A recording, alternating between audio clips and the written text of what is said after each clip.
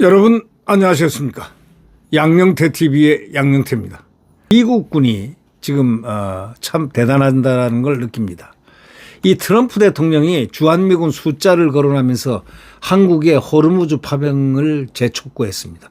저는요 어저께 방송에서 그런 얘기를 했는데 우리는 동맹 아니냐.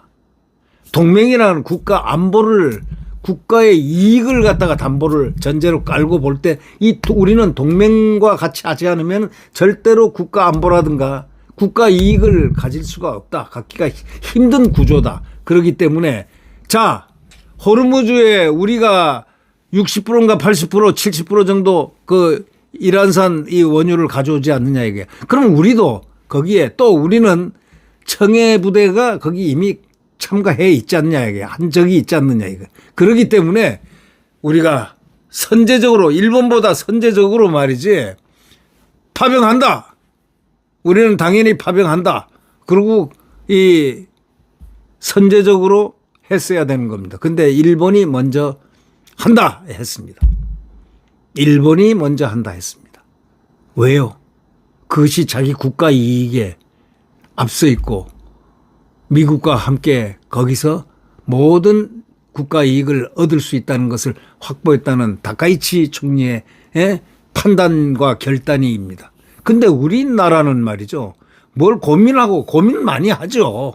이렇게 저렇게 고민이 되지만 그 고민은 노출이 돼서는 안 되고 얼른 신속하게 왜 동맹이고 혈맹이기 때문에 당연히 가야 된다.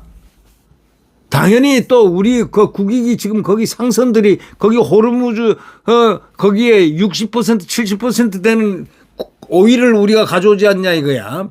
거기를 왜 안 가느냐. 당연히 가야 되는 거죠. 우리 상선을 지키러도 가야 되는 거 아니냐. 여러 가지 이유에서 또 국가 안보를 우리 안보를 위해서 안보 이익을 위해서 국가 소위 국민들의 이익을 위해서 가야 되는 것이다. 이렇게 얘기를 했습니다. 근데 왜 아직까지도 긴가민가 하는지 뭐 그러니까 민주당에서 반미 하는 그런 자들이 뭐 미국을 비난하고 비판하고 하는데 아니 대한민국 지금 국회의원들이 자기들이 떵떵거리고 국회의원 하는 그런 직업을 갖게 된 게 자유민주주의 6.25 때 미국이 도와줘서 또 미국이 대한민국 국가 안보를 지켜주고 있기 때문에 지금 된 거지. 중공 아래 한번 들어갔다고 예속했다고 한번 가정해 보십시오. 그렇게 될 수 있어요? 북한이 가만히 있습니까?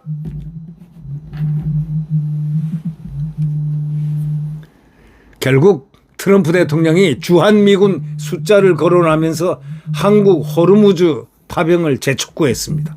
재촉구 하기 전에 파병한다고 했어야 되는 것 지금이라도 빨리 하십시오. 네.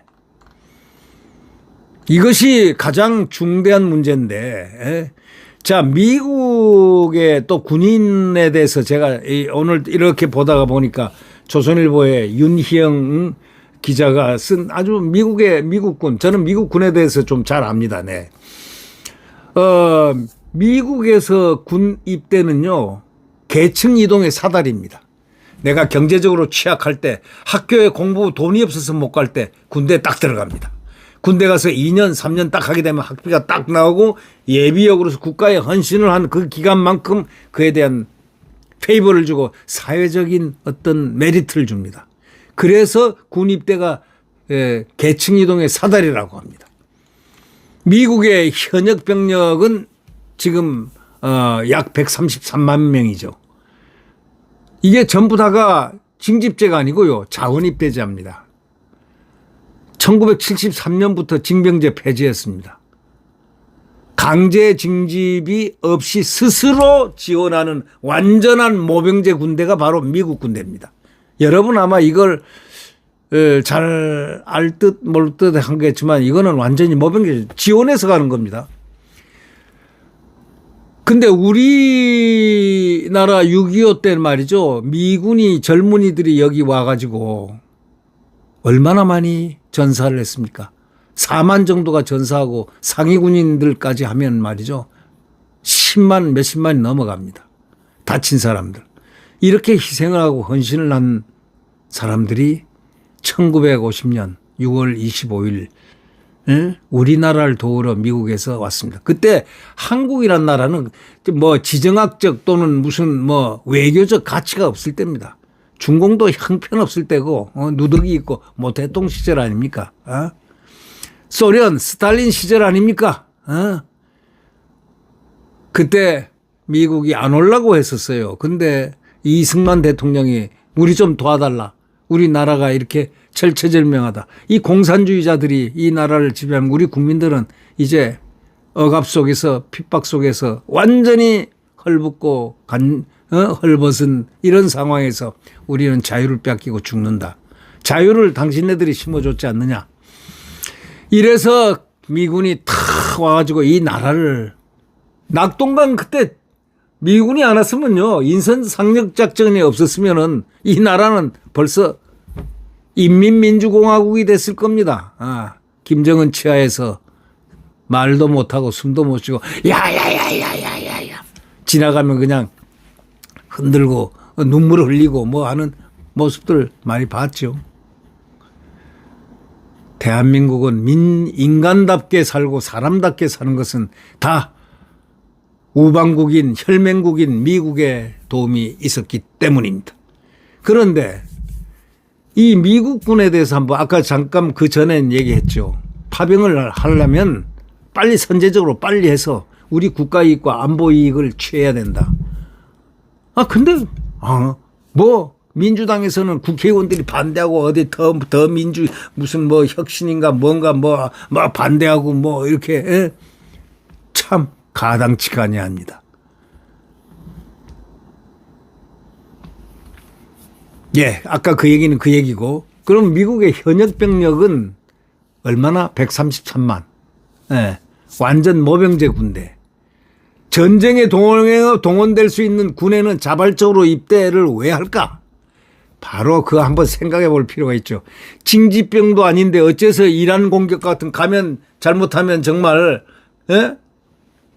죽을 수도 있고 하지만 생명을 바쳐 거기는 국가관들이 있습니다.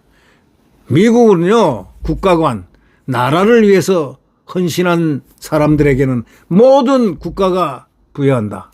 거기 군대 나가가지고 이 연금 받고 하는 분들은 존경받습니다. 군대에서 10년 이상 복무한 사람들, 5년 이상 복무한 사람들, 심지어는 2년 이상 복무한 사람들도 우대받습니다. 학비부터 시작해서 국가에서 주는 페이버가 엄청 많습니다.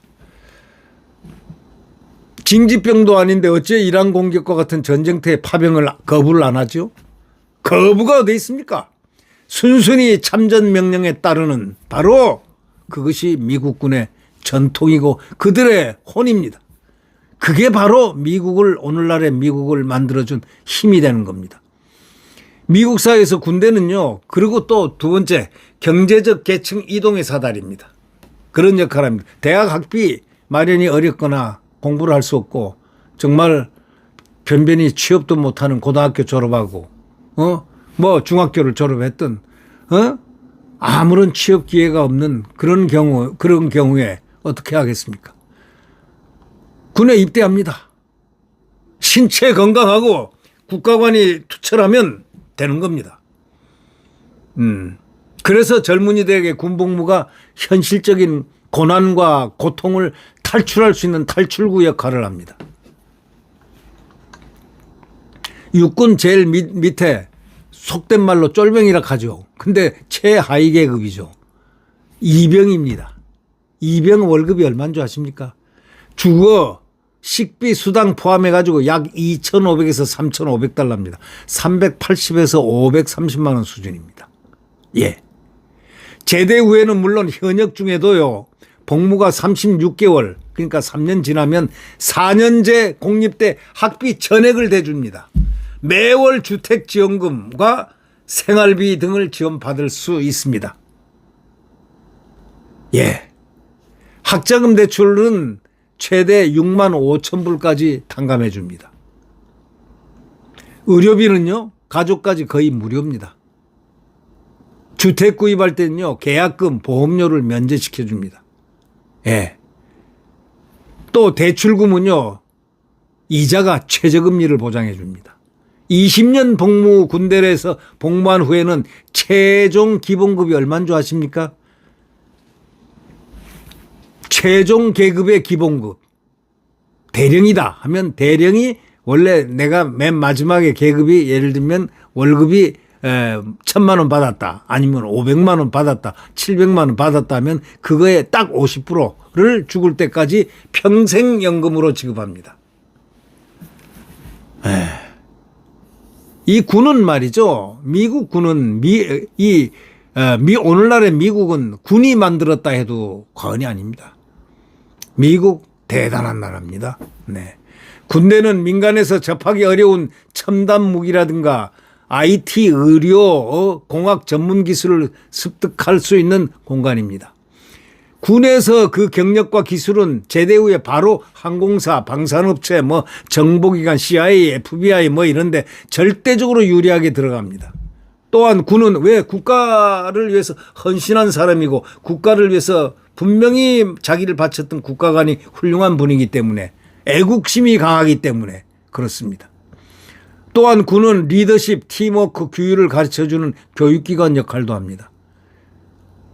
군대 갔다 왔다면 미국에서는 일단 딱 도장 하나 찍어주는 게 있습니다. 예, 보증입니다. 신원 보증입니다. 네. 실제 도장은 안 찍혀줘도 군대 몇 년 갔다 왔다면 캐리어 이력에서 상당히 돋보이는 겁니다. 목숨을 잃을 수도 있는 전쟁터에 나가라 하면요. 안 간다, 어쩐다. 전혀 없어요. 군소리, 군말이 없습니다.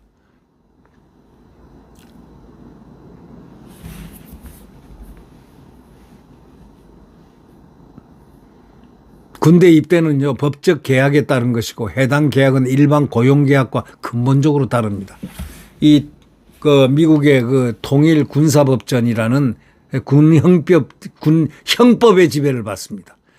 법전 제90조는 합법적 명령 불복종을 전시에는 사형입니다. 아시겠습니까?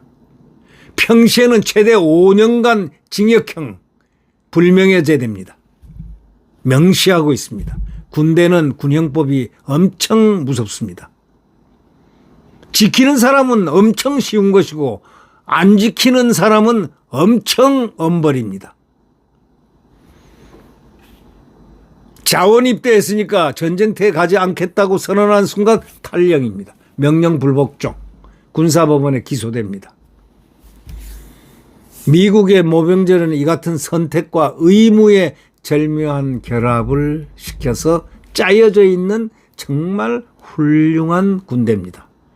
미국군은 그래서 자부심이 강하고 국가에 대한 충성심이 가장 강하고 국가에 대해서 애국심이 가장 강한 훌륭한 군대입니다. 우리 군대도 그런 길을, 그 정신을 명령의 군법에 충실하는 그런 군대가 있어야 됩니다. 명령 불복종은 군대에서 있을 수 없습니다. 탈영이요? 그거는 바로 군형법을 적용받아 군사법원에 기소됩니다. 자, 이 미국군을 우리가 잠깐 살펴봤는데 우리 한국군은 많이 반성해야 됩니다. 통치권자들이 군을 훌륭하게 키우는 국가의 안보의 이 중립적인 헌법에 나와 있는 군을 중립화시켜야지 정치적인 예속을 시키거나 이런 식으로 만약에 마인드가 돌아간다면 이거는 군이 아닙니다.